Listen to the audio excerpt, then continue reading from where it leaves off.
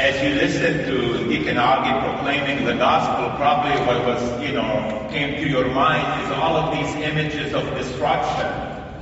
From the temple being destroyed, to wars and famines, to people being persecuted, being betrayed by their own family members. Natural calamities, signs in the skies and on earth. And you're saying, where's the good news here? I could have watched the news on TV or read the paper. There is good news in it. But sometimes we miss the good news. The good news in this verse is that Jesus is being honest and telling us what's the reality of the world that we live in throughout the human history. These things are not new. They don't only happen at one time, and they're not meant to be a foretelling of what's going to happen before Jesus comes again in glory. It's describing the present reality of every age. There's always going to be wars. There's always going to be, poverty, homelessness, people dying from hunger. There's always going to be persecution. But the reason Luke wrote this to his community, not to tell them when Jesus will come, but to tell them what to do in this present reality. How can Jesus come to them in those times that they were living in? This gospel, the Gospel of Luke, was written around 80 AD. At that time, the temple in Jerusalem was already destroyed. It was destroyed by the Romans in 70 AD. So it wasn't telling about something going to happen in the future, it's about the past. After Jesus, many other people came and said they're the Messiah, and they led in rebellions against the Romans that the Romans crushed. Again, that was not foretelling, that's stating what's already happened. Christians, as you know, were being persecuted right and left at the time for the first 300 years of the church, so that wasn't nothing new to the people who Luke was writing to. Nor was it something new at the time of Jesus, except for the temple, which wasn't destroyed yet. But like I said, human history is filled with wars and insurrections and signs and wonders, poverty, homelessness. There's always issues. So why did Luke write this? What's his point? Well, he was trying to tell his community as well as trying to tell us and Christians throughout the history what to expect.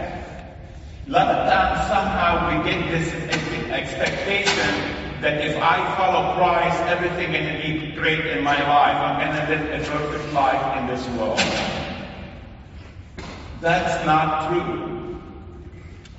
Actually, if you're living such a peaceful life, that's probably because you're not following Jesus. Jesus never promised us a walk in the park if we become his disciples. I mean, look at him. Look at the early Christians. Persecution and suffering, injustices were part of their daily lives. And like us today, they always question, why? Well, because there is evil in the world. There is a constant battle going on between evil and good in this world. Always. And that's why those who follow Christ suffer these injustices, suffer pain and imprisonment and even death. And Jesus is preparing them, telling them this is the reality. If you want to follow me, he said, pick up your cross. But somehow we forget this and we think, well, if I follow Christ, my life should be easy peasy. And if it's not, then God doesn't love me or there is no God, and we got angry and we turn away from God. That's not a real expectation. We're setting ourselves up to failure, to be disappointed in what God's promised. Yes, God promises all these things, but not in this world. He promises us this after the resurrection, after death, and the life to come that he promised us, where all those desires of our hearts will be fulfilled. But heaven is not on earth. We are on a journey to get to heaven. And during this journey, like any journey in life, things are not going to be easy. Things are going to be difficult. And we need to know that and accept that and live accordingly. So what do we do then? Again, we understand the reality, but what's the message, the good news that Luke is trying to give us? Well, there's three important messages, three important pieces or kernels of good news. Number one, Jesus tells us, do not be terrified.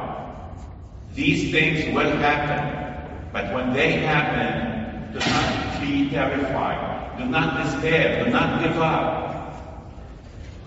Why? Because I, Jesus, will give you the wisdom that you need. Jesus is with us today. Yes, we prepare ourselves for Jesus' second coming at the end of the world, or when our life on this world comes to an end and we'll have to stand and face Jesus face to face.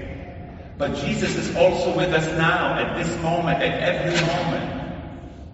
He will guide us how we can maneuver ourselves and get out of those difficult times, whether they're national or international difficulties, or sometimes it's our own personal lives. In our own personal lives, sometimes our whole world is falling apart. Maybe we lost a loved one. Look at the people at Santa Clarita with what happened at Saugus High School. They're all asking what to do. Turn to Jesus. He'll give us the wisdom. How do we get through these difficulties? Not run away from Jesus. You know, when we're dealing with conflict, we have two options. Fight or flight. Many of us choose flight. To flee away from that conflict and to flee to run away from God because we blame God for that conflict. What Jesus is telling us, no. You have to stay and fight. Stay with me. I will give you the wisdom that you need to help you to get through this conflict. Don't run away from me. Don't run away from the promise. Say, well, I can do nothing about it. I don't care. It's not my problem now. Fight with me. Fight with love, with mercy, with compassion, with forgiveness. Fight with wisdom from above, not the wisdom of the world that will never solve these problems. Let us fight together. Do not be terrified. And I promise you, not even one single hair on your head will be destroyed. You say, what do you mean, Father? You know, all those Christians that stood with Jesus, they died. Well, yes, they died in this world, but Jesus brought them back to life in heaven, in the resurrection. That's why without the resurrection, our faith doesn't make sense. If it's all about this world, then we got to do what we need to do in this world. And none of us will be ever satisfied in our lives in this world because the world can never satisfy those desires of our hearts. And our biggest desire is we want to live. Only through the belief of the resurrection, the words of Jesus make sense. We are willing to give our lives for a better tomorrow, for a perfect tomorrow in heaven with God and Jesus, our Lord and Savior. That's the good news. Yes, our earthly body, just like the temple, will be destroyed, but God will give us a new body. Will create a new heaven and a new earth where there will be no more death, no more tears, no more suffering. But we will have that world that's based on justice, on peace, and on love. That's why we're called to fight. There is a greater cause, a greater reward waiting for us. If we want this perfect world, we gotta be the champions of this world on this life, in this earth. Not to sit back and say, well, there's nothing I can do about it. Jesus wants us to be his witnesses. That's what it says in the gospel. In Greek, the word witness means martyr. It's the same word. He wants us to fight till the end, till we shed our own blood, if that's sometimes the case. Just like he did. That's what those early Christians did, many of them. regular families, parents, children, brothers and sisters. That's why we are here today, because they died for our freedom. They died so we can know Jesus, so we can know about heaven and the God who's preparing this great place for us. So we can continue that fight so future generations will hear the good news. That they won't live in fear, but they will live in the hope that the resurrection gives us. The hope that one day God will fix everything. So what are we to do? Jesus gives us the answer at the end of that gospel. By persevering, you will save your lives. By persevering in your faith, by remaining faithful, by continuing to stand by me and let me lead you, you will save your lives. How we persevere? Well, the first thing we need to do is to have that relationship with Christ. It's to spend time with Him every day in prayer, talking to Him, sharing with Him what's on our hearts, asking for His wisdom, His guidance that He promised us. Ask Him to give us the courage that we need so we won't be terrified, so we won't live in fear, so we won't live in denial. Prayer, that relationship with Christ on a daily basis is essential. Not once in a while, not once a week, but every day, even for 10 minutes. That what will remind us of Jesus and His promises. That will assure us I'm not alone in this crisis. Jesus is with me. He told me He will give me the wisdom. All we have to do is ask for it. Daily prayer. Every day. The second thing is the sacraments. We need to be nourished by Christ. We need to come receive the Eucharist, come to Mass on Sunday or daily Mass, so we can be reminded I'm not alone. Jesus is giving me His power through these sacraments.